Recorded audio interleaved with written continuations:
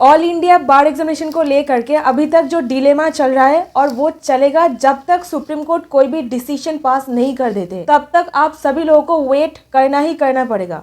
और इसी बीच में मैं आपको बार बार बता रही हूँ दैट कोई भी र्यूमर्स पर दैट एआईबी दिसंबर में होगा, नवंबर में होगा, ऐसा कोई clarification bar council of India की तरफ से आया है? कोई ऑफिशियल नोटिफिकेशन दिखा करके आपको बोला जा रहा है? नहीं ना। तो ऐसे र्यूमर्स पर प्लीज कान मत दीजिए। तो जब तक बार काउंसिल खुद कोई नोटिफिकेशन पास नहीं कर देते ये बोलकर कि एग्जामिनेशन कब कंडक्ट करवाया जाएगा, तब तक आप ये सारे र्यूमर्स पर विश्वास मत कीजिए। और स्पेशली जब तक सुप्रीम कोर्ट कोई डिसीजन नहीं पास कर देता है, और जब भी डिसीजन आएगा तो आप लोगों को डेफिनेटली इन्फॉर्म कर दूंगी। तो तब तक आप अपना जो प्रिपरेशन है वो जारी रखें।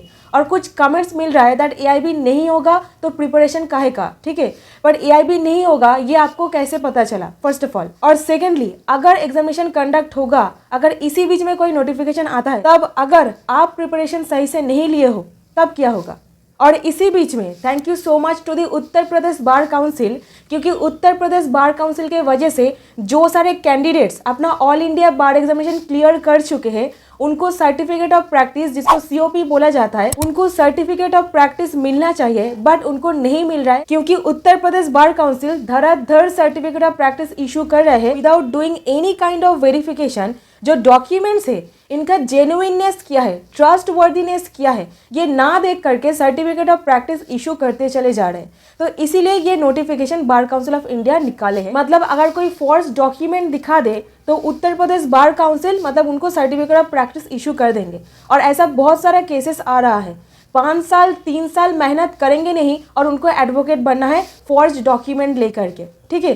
तो इसीलिए बार काउंसिल जो नोटिफिकेशन ये वाला निकाले हैं, इनको सिर्फ और सिर्फ मतलब ये सारे बार काउंसिल जो वेरिफिकेशन नहीं कर रहे हैं उनको ये डायरेक्शन दिया गया है। और जो सारे बार काउंसिल वेरिफिकेशन करके मतलब सर्टिफिकेट ऑफ प्रैक्टिस प्रोवाइड करते हैं, इशू करते हैं, उनको वेरिफिकेशन करने के लिए बोला गया है, ठीक है। बट तब तक इशू नहीं किया जाएगा जब तक कोई further order bar council of India के तरफ से नहीं आ जाता है। तो तब तक स्टेट बार काउंसिल्स को वेट करना पड़ेगा जब तक कोई further order bar council of India के तरफ से नहीं आ जाता है। और यहाँ पे I am repeating this again and again that bar council अब तक सिर्फ और सिर्फ 2 नोटिफिकेशन निकाले हैं, ठीक है।